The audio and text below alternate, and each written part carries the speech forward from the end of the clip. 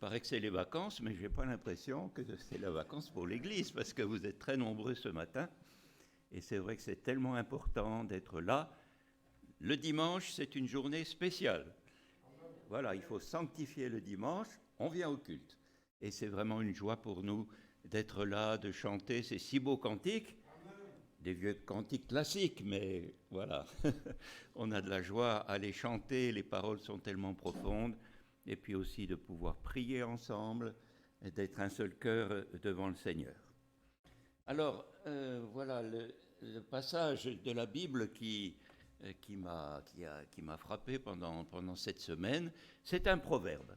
Un proverbe qui se trouve dans le chapitre 18. Voilà, ça ne marche pas très bien. Ça va venir. La technique va suivre. Voilà. Ça, c'est la première partie du proverbe, mais il y a une deuxième partie. Non.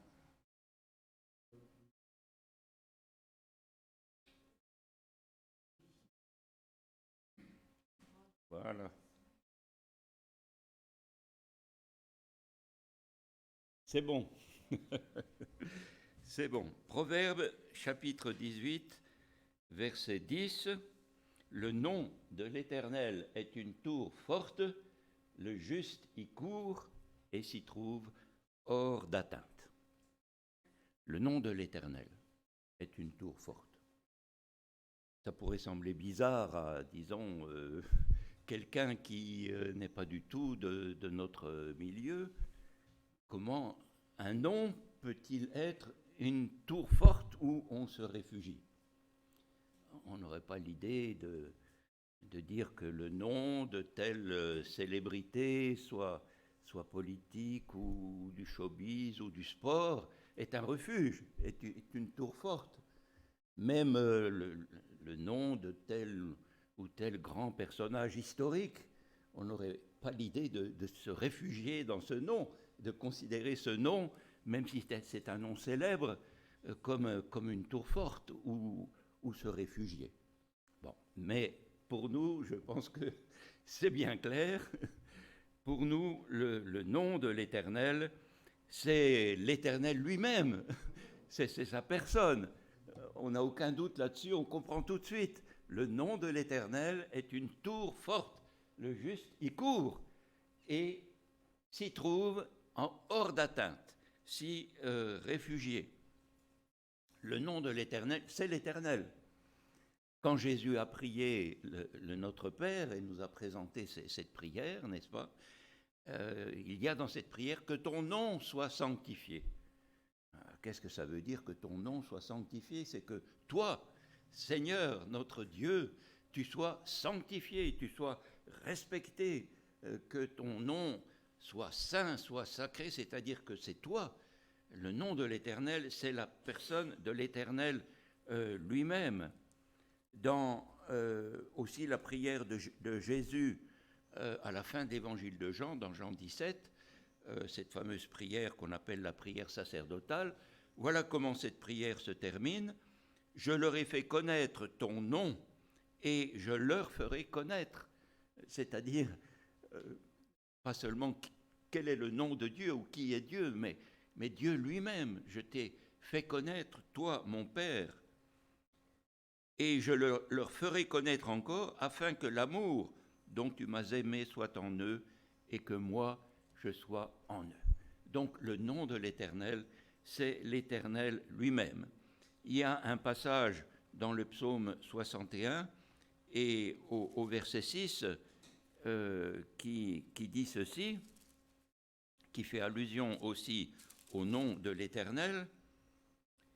Toi, ô Dieu, tu écoutes mes vœux, tu donnes l'héritage à ceux qui craignent ton nom, c'est-à-dire qui te craignent toi. Donc le nom de l'Éternel, c'est l'Éternel lui-même, sa personne.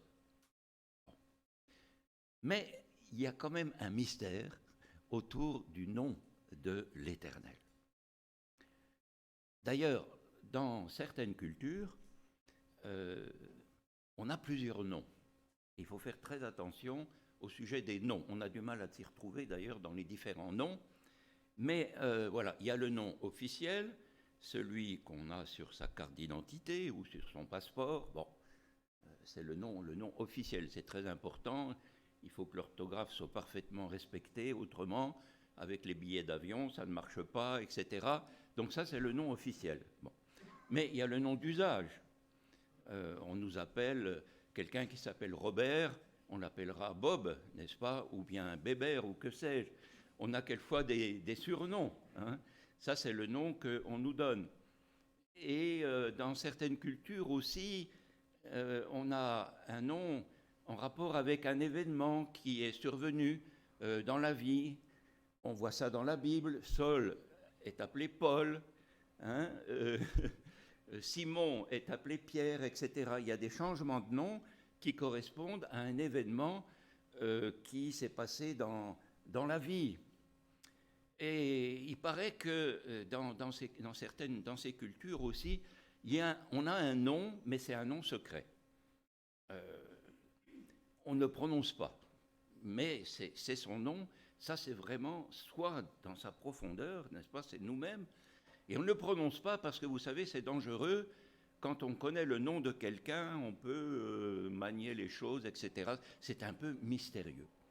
Donc, c'est tout un problème autour du nom. Mais aussi au sujet du nom de l'Éternel. Vous vous souvenez ce passage dans le livre de l'Exode, quand Moïse, après 40 ans passés à garder les moutons, tout à coup a une révélation de Dieu dans un buisson qui est en feu et qui ne se consume pas. Et voilà qu'une voix sort de ce buisson. Je suis l'Éternel, le Dieu d'Abraham, d'Isaac et de Jacob, etc. Dieu se révèle à Moïse et lui dit, va, retourne en Égypte. Bon, il savait ce que ça voulait dire de retourner en Égypte, il connaissait bien l'Égypte. Va, retourne en Égypte et là tu délivreras mon peuple, tu le feras sortir d'Égypte. Alors, Moïse commence à discuter, il lui dit, mais oui, mais quand je vais m'adresser à mes frères et sœurs israélites, là, est-ce qu'ils vont me croire? Quel est ce Dieu qui s'est révélé à toi? Quel est son nom? Et vous vous souvenez de la réponse de Dieu à ce sujet? Eh bien, écoute, tu leur diras, je m'appelle je suis. Ah, bon, alors voilà qui est un petit peu mystérieux. Là, je relis au chapitre 3 du livre de l'Exode et au verset 14, Dieu dit à Moïse, je suis celui qui suis. On a du mal à traduire. En gros, c'est je suis qui je suis celui qui suis. Et il ajouta, tu répondras aux Israélites, celui qui s'appelle je suis m'a envoyé vers vous. Bon, alors, ce nom est tiré du verbe être dans l'hébreu. Hein. Et en fait, ces 4 consonnes, parce que en hébreu c'est comme en arabe, on n'écrit que les consonnes, n'est-ce pas? Les voyelles c'est accessoire, on les connaît en principe, on n'écrit que les consonnes.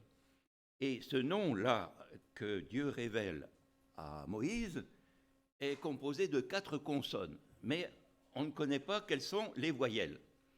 Parce que les Juifs, pour bien respecter le commandement qui dit « Tu n'emploieras pas le nom de ton Dieu en vain », ne prononcent jamais ce nom. Quand ils voient ces 4 consonnes, c'est YHWH, YHWH. Quand ils voient ces 4 consonnes, ils disent le nom, ou ils disent le Seigneur, Adonai, mais ils ne prononcent jamais ce nom. Alors évidemment, les savants ont fait des recherches pour savoir quel pouvait être ce nom. Alors certains disent c'est Yahvé, d'autres disent c'est Jéhovah, mais on n'en sait rien. On a seulement les 4 consonnes. Ça demeure un mystère et les Juifs ne prononcent jamais ce nom. Ils disent, quand ils voient ces 4 consonnes, ils disent le Seigneur. Mais on sait que ça vient que ça vient du verbe être.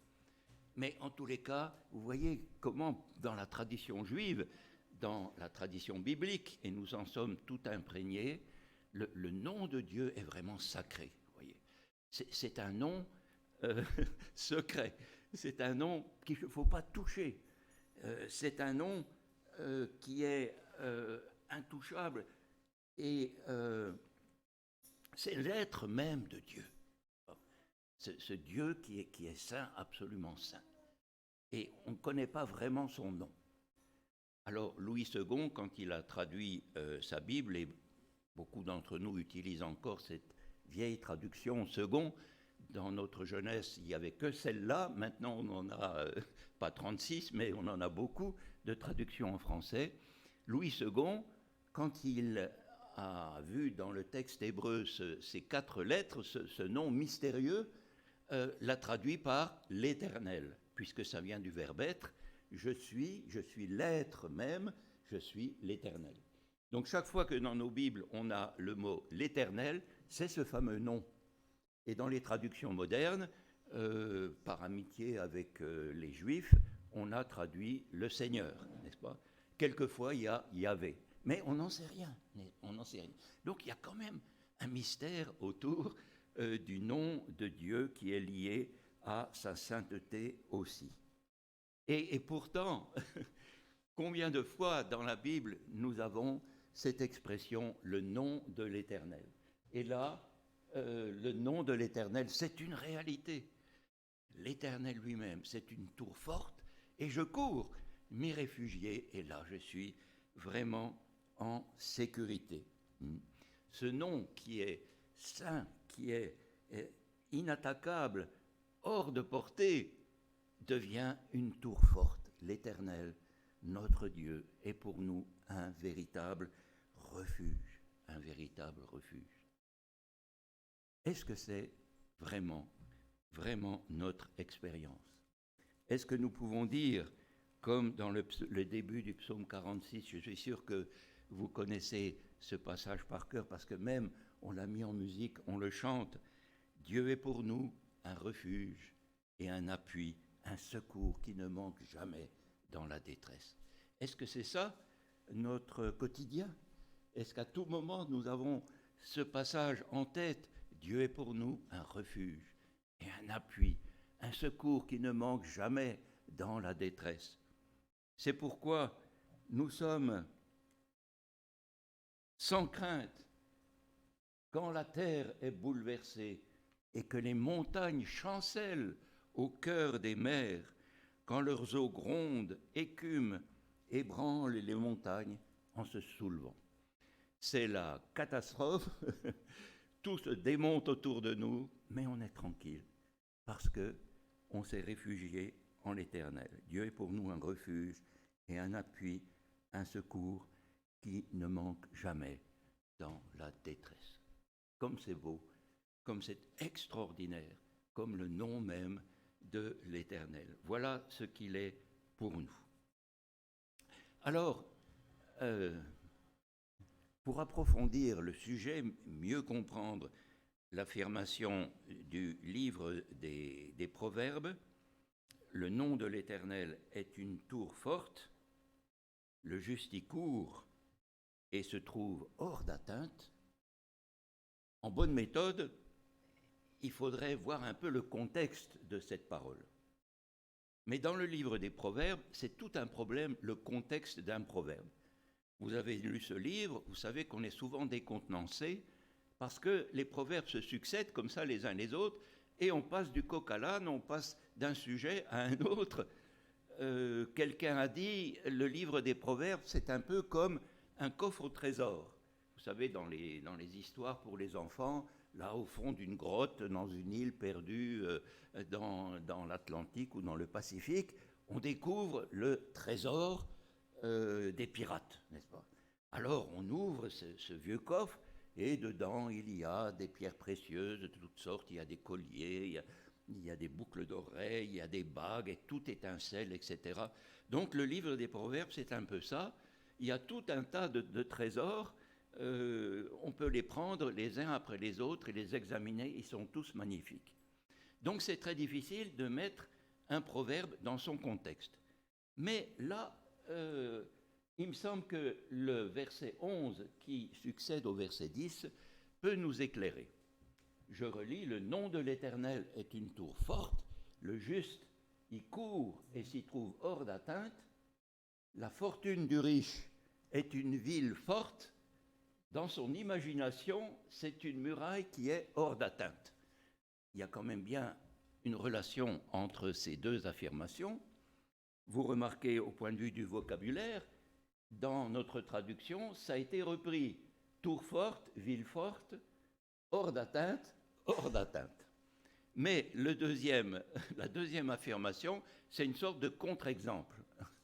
Voilà, quelquefois les contre-exemples nous aident à mieux comprendre l'exemple lui-même. Et ce contre-exemple parle de l'argent, des sous, de la fortune. Voilà. Alors on n'aime pas parler d'argent ni de politique. En France, pour bien s'entendre, il faut parler ni de politique ni d'argent. Mais la Bible parle de l'argent. Et puis ça nous préoccupe tous les jours. Hein. C'est un problème. Il faut bien vivre. Quand on manque d'argent, c'est pas du tout facile. Il y a des périodes de la vie qui sont vraiment très difficiles à traverser. Et puis quand on en a suffisamment, ben, c'est un soulagement. Et puis quand on peut avoir un petit peu de réserve, c'est encore mieux. Et quand on peut amasser une fortune, alors là, évidemment, c'est bien. Et c'est vraiment stupéfiant de voir comment ceux qui ont déjà beaucoup d'argent veulent en toujours plus et prennent des risques énormes pour amasser encore d'autres argents, encore plus d'argent, n'est-ce pas ? On n'en a jamais assez. Même quand on en a beaucoup, on en veut encore plus. Et ils se mettent dans des situations épouvantables. Les scandales qui éclatent à droite, à gauche à propos de la fortune de tel ou tel personnage défraient régulièrement la chronique. C'est quelque chose d'incroyable, cet attrait des possessions, de l'argent. D'ailleurs, on appelle ça des biens, n'est-ce pas ? On a des biens au soleil, comme on dit. Hein, des biens, c'est le bien. Hein, une maison qu'on possède, une belle voiture qu'on a pu acheter, de l'argent en Suisse ou que sais-je. Bon, ce sont des biens, n'est-ce pas ? Voilà, des biens. Ben oui. Bon, il faut avoir assez pour vivre. Je crois que c'est clair. Ceux d'entre nous qui sont passés par des moments difficiles sur le plan financier savent ce que c'est. Mais ces fameux biens sont très dangereux parce que je viens de mentionner l'exemple de ceux qui en ont beaucoup et qui en veulent toujours plus et qui prennent pour ça des risques énormes et qui un jour sont pris au piège et c'est le scandale. C'est sûr, c'est dangereux. Les questions d'argent, les fameuses biens. Et puis alors en ce moment, on vit une période d'inflation. Donc je ne veux pas insister, on en entend assez dans la semaine, que les prix flambent, n'est-ce pas ? Que l'argent ne diminue, non pas en quantité, mais en qualité, parce qu'avec la même somme, on ne peut plus acheter ce qu'on s'achetait avant. On vit une période d'inflation. Et c'est une période d'angoisse pour certains qui se demandent comment ils vont faire pour continuer à aller au travail même, pour avoir des vacances comme ils en ont toujours eu, etc. Mais vous voyez, l'inflation, c'est un phénomène, ce n'est pas la première fois. Hein. Nous, les anciens, on a connu des périodes d'inflation incroyables. Hein. Au début du XXe siècle, en Allemagne, pour aller acheter son pain, il fallait une brouette de Deutsche Mark, n'est-ce pas ? Donc il y a des périodes d'inflation inouïes qui se sont déjà manifestées ici en Europe, donc ce n'est pas nouveau. Mais c'est vraiment une source d'angoisse, une source de préoccupation. Et vous savez qu'il y a tous les risques financiers aussi, il y a les krachs boursiers, etc.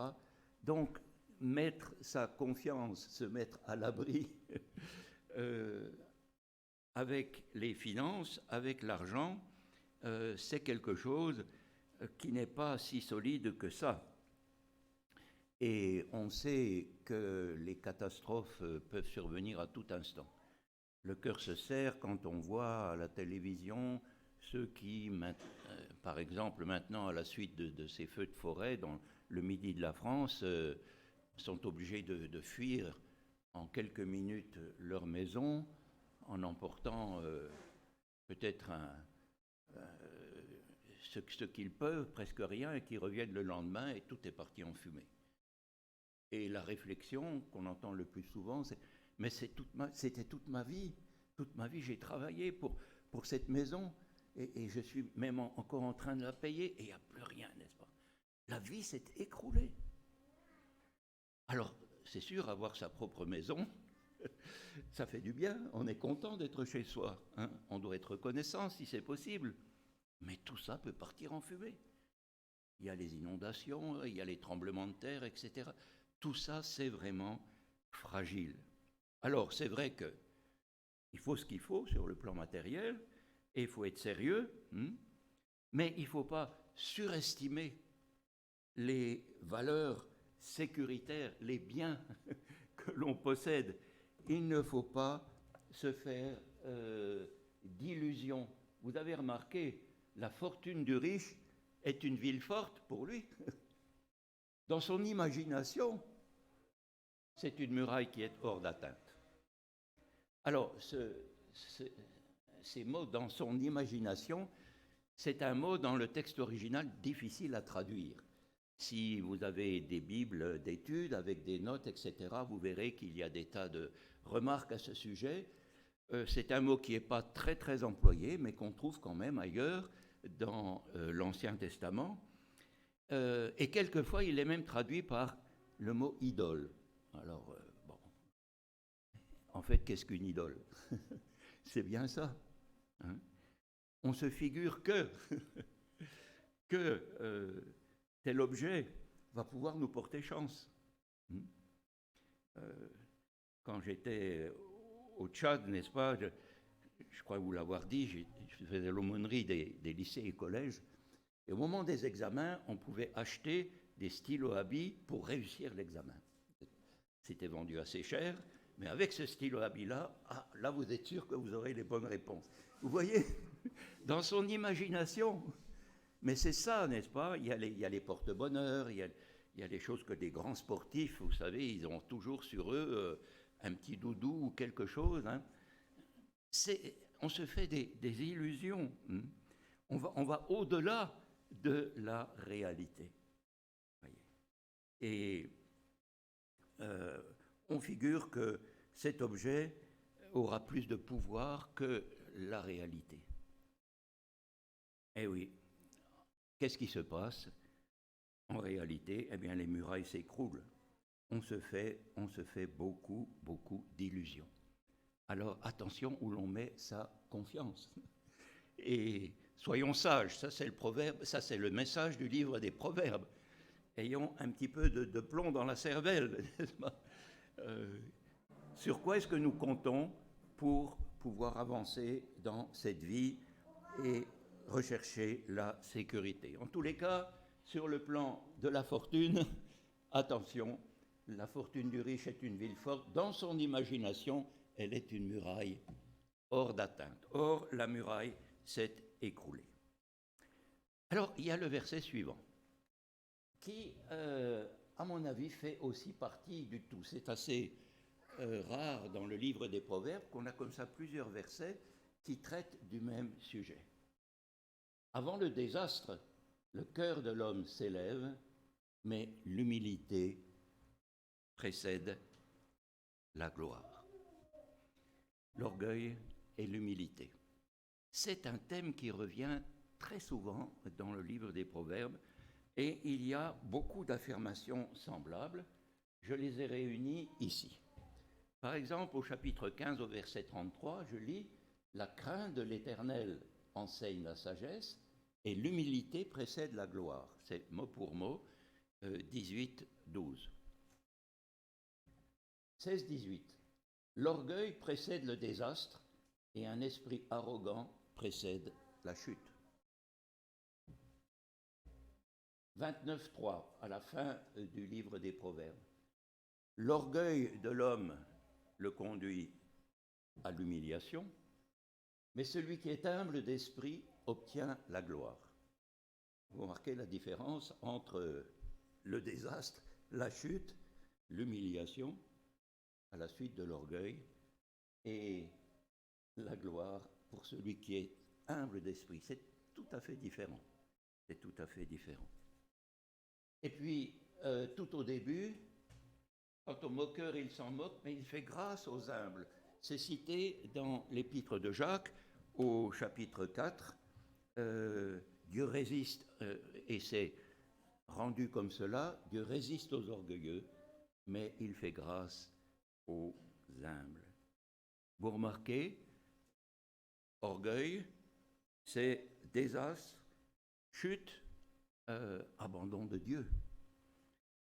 L'humilité, la simplicité, l'humilité, c'est la crainte de l'Éternel, c'est la sagesse, c'est la grâce de Dieu.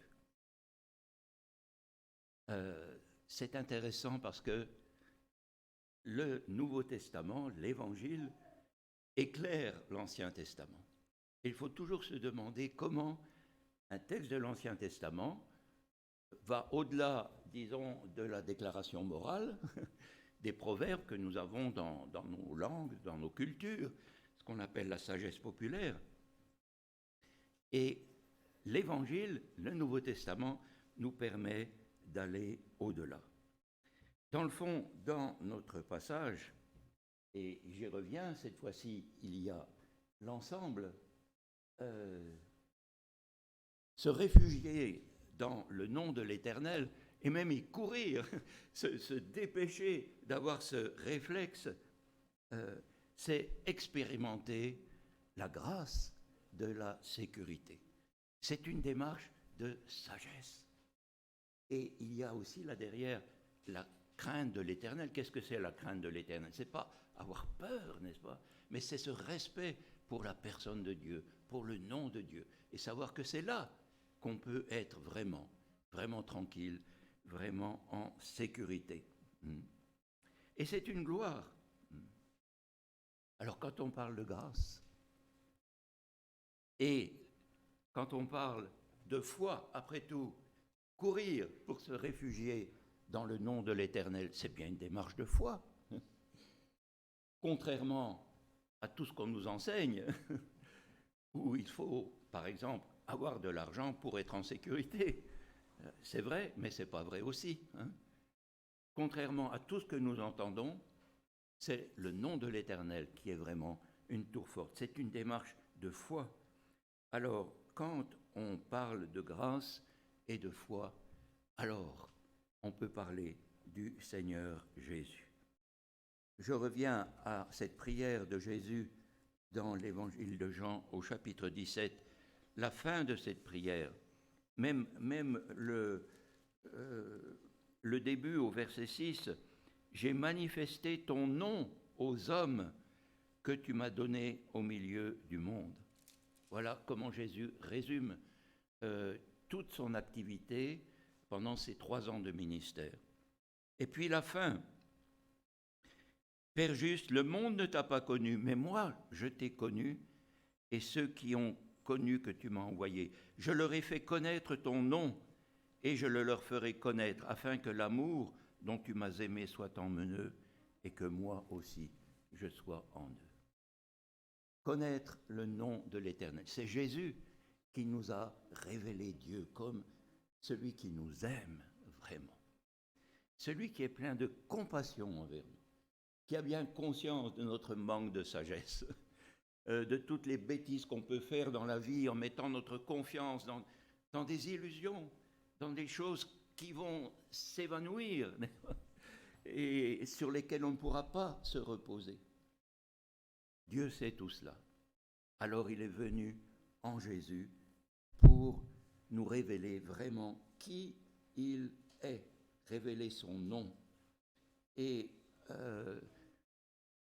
nous donner aussi le pardon qui nous permet de le retrouver, de le connaître, d'avoir cette relation avec lui, ce chemin directement vers lui.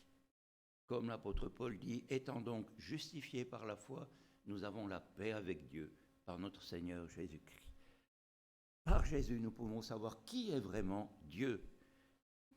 Quel est ce nom? Qu'est-ce qu'il y a derrière ce nom? D'ailleurs, regardez le verset 10, le nom de l'Éternel est une tour forte, le juste y court et s'y trouve hors d'atteinte. Est-ce que c'est celui qui est impeccable, sans péché? Alors c'est pour personne d'entre nous. Le juste, c'est celui qui a été justifié, qui a découvert Dieu comme celui qui l'aime, qui a eu pitié de lui, qui est plein de miséricorde et qui a envoyé le Seigneur Jésus pour mourir sur la croix, pour que nos fautes puissent être pardonnées, que nous puissions naître de nouveau et, comme enfants de Dieu, aller de l'avant. C'est ça le juste, le justifié. Et cela doit nous remplir d'humilité, parce que ce n'est pas notre capacité, nos forces qui nous ont permis de découvrir Dieu comme le Dieu de Jésus-Christ, le Dieu qui nous aime et qui est miséricordieux. C'est purement sa grâce. Souvenez-vous de tous ces passages des Proverbes, comment ils s'éclairent avec le Nouveau Testament. L'humilité, c'est quoi? C'est découvrir la grâce de Dieu. C'est craindre Dieu de la bonne façon. C'est avoir fait la paix avec Dieu. C'est ce Dieu-là qui sauve, qui donne grâce et qui donne gloire, non pas la gloriole de celui qui a réussi, mais la gloire de l'humble qui a enfin trouvé un lieu où il est totalement en sécurité. Donc se réfugier dans le nom de l'Éternel, c'est découvrir Dieu tel qu'il est et pouvoir faire appel à lui sans cesse et ne trouver qu'en lui la sécurité et le secours. Ce n'est pas fuir la réalité, comme certains pourraient nous en accuser. Bien au contraire, c'est du réalisme, un pas de foi qui demande de l'humilité, mais qui est vraiment du réalisme. Alors, face aux inquiétudes bien justifiées de la vie courante, face aux difficultés que l'on peut rencontrer, à tous les secours qu'on va chercher à droite et à gauche, un peu partout, voire aux situations sans issue ou même aux persécutions, au harcèlement, que sais-je encore. Alors, le nom de l'Éternel est une tour forte et le juste y court et s'y trouve en sécurité, s'y trouve hors d'atteinte. Eh bien, béni soit le Seigneur, que ça puisse être aussi notre expérience jour après jour. Recueillons-nous quelques instants dans la prière.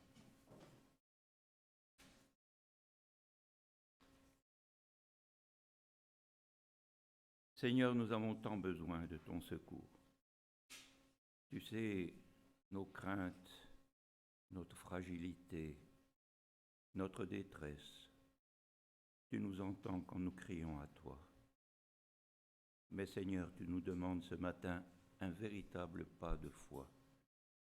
Que nous puissions nous réfugier dans ton nom, dans ta personne, sur ce rocher des siècles, au creux de ce rocher, pour être tranquille et confiant. Tu t'occupes de nous, tu nous protèges, tu nous mets hors d'atteinte du mal. Et tu mets ta main dans notre main et tu vas nous accompagner sur ce chemin de la vie qui n'est pas toujours facile.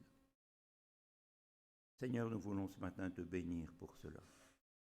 Te demander cette humilité, cette simplicité qui nous permettra de nous sentir vraiment en sécurité en toi, quelles que soient les circonstances.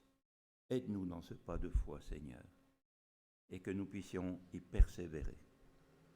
Seigneur, aide-nous à nous souvenir de ce passage des Proverbes pendant la semaine qui s'ouvre devant nous.